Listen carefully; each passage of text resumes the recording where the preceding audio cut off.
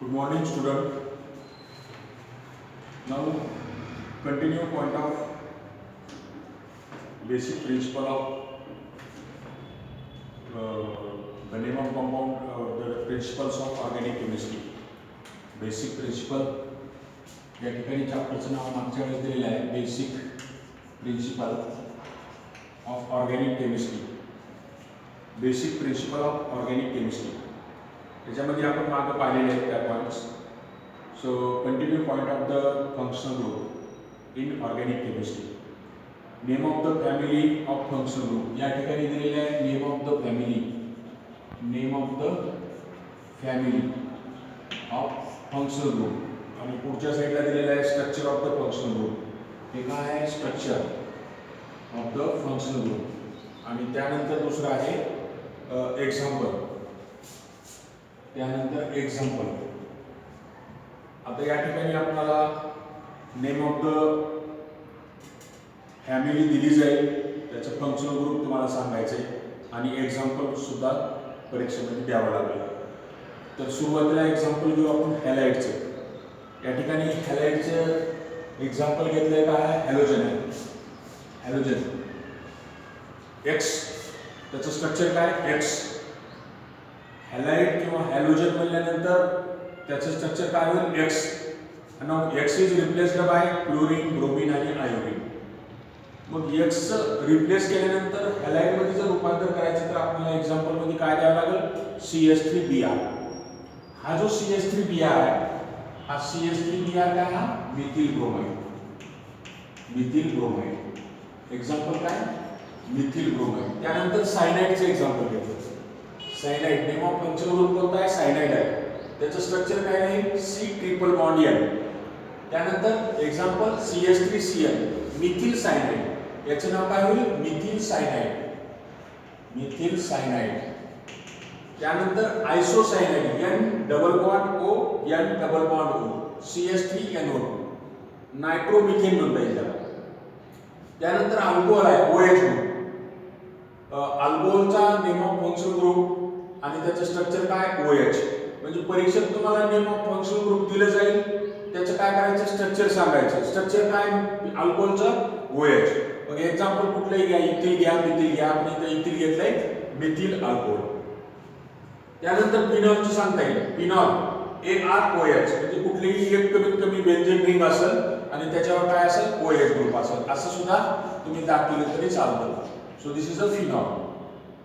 त्यानंतर primary amine आहे NH2 group.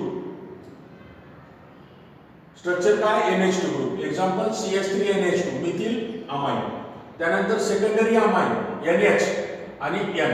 म्हणजे प्रत्येक ठिकाणी एक एक हायड्रोजन काय झालेला आहे कमी होत गेला आहे. प्रायमरी, सेकंडरी आणि टर्सरी. तर या टर्सरी मध्ये एकही हायड्रोजन दिसत नाही. मग CH3N. त्यानंतर इथर. इथरचं काय functional group O. So CH3O dimethyl इथर. याचं दुसरं सुद्धा एक्झाम्पल घेता येईल तुम्हाला C2H5O CH3. इथिल मिथिल इथर हे सिंपल इथर आणि हे मिक्स्ड इथर. मग याचा फंक्शनल ग्रुप काय आहे O. इथरचा फंक्शनल ग्रुप म्हणल्यानंतर स्ट्रक्चर काय सांगता येईल O. त्यानंतर अल्डिहाइड CHO. Ketone C∆O. त्याचं example CH3CHO methyl aldehyde. Methyl aldehyde किंवा त्याला आपण असं सुद्धा म्हणतो असिटाल्डिहाइड. असिटाल्डिहाइड. आणि त्यानंतर कीटोन आहे C∆O. सो असिटोन म्हणतो आपण त्याला असिटोन. आणि नंतर आहे कार्बोक्सिलिक ऍसिड COOH. त्याचा फंक्शनल ग्रुप आहे COOH. Example CH3COOH acetic acid आहे. त्यानंतर ईस्टर आहे COO म्हणलं तरी चालतं CH3COO CH3. त्यानंतर आहे अमाइड CONH2. So CH3CONH2. असे आपल्याला अनेक एक्झाम्पल घेता येतील. सो अमाइड पर्यंत CONH2 घेतलेला आहे. त्यानंतर दुसरं एक्झाम्पल जर घ्यायचं असेल तर सेकंडरी अमाइड आहे CONH. एक हायड्रोजन ऍटम कमी होईल CONH होईल फक्त CONH. तो काय सेकंडरी अमाइड. टर्सरी अमाइड म्हणल्यावर CON येईल फक्त CON म्हणजे काय झाला, सेकंडरी अमाइड झाला, टर्सरी अमाइड झाला, त्यानंतर असिटानहायड्राइड, ऍसिड अनहायड्राइड, त्यानंतर दुसरं घेता येईल तुम्हाला example acid anhydride, acid anhydride, acid anhydride, acid anhydride आहे एक्झाम्पल. तर त्याचे एक्झाम्पल सुद्धा तुम्हाला C11O C11O देता येईल. C11O हा O आणि C11O हे झालं स्ट्रक्चर कशाचं, ऍसिड अनहायड्राइडचं. त्यानंतर acid chloride, acid chloride, acid chloride, acid क्लोराइडचं स्ट्रक्चर तुम्हाला देता येईल. Acid chloride C11OCl, C11OCl. Okay. त्याच्यानंतर दुसरं स्ट्रक्चर देता येईल तुम्हाला सल्फोनिक ऍसिड. सो S_O आणि OH असं देता येईल सल्फोनिक ऍसिडचं. सल्फोनिक ऍसिड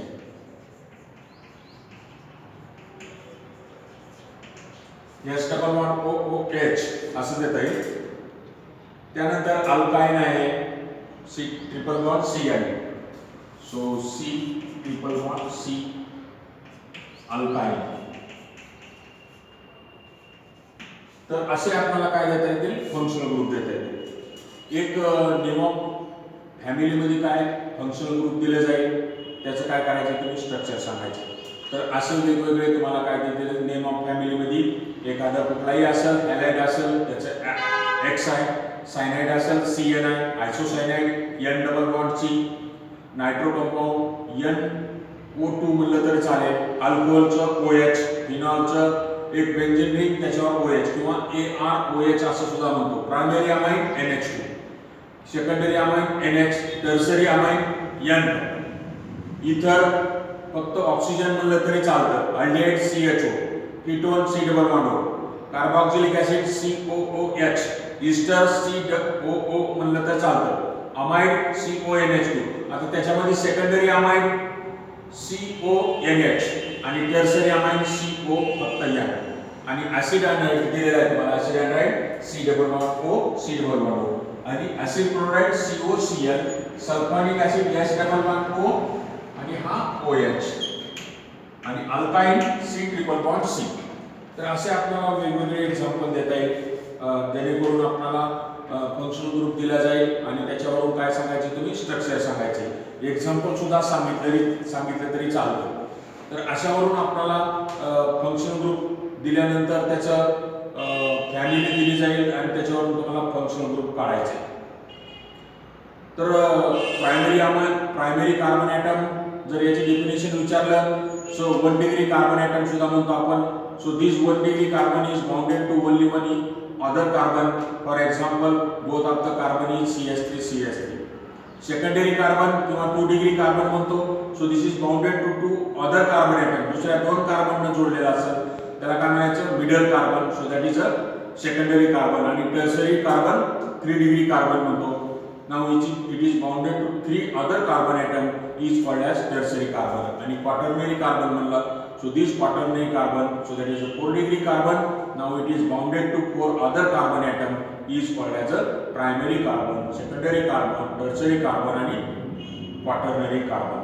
याच्यावरून तुम्हाला फंक्शनल ग्रुप आणि या ठिकाणी प्रायमरी, सेकंडरी, टर्सरी आणि quaternary according with the number of the carbon atoms bounded to it by single bond हे सांगता येईल.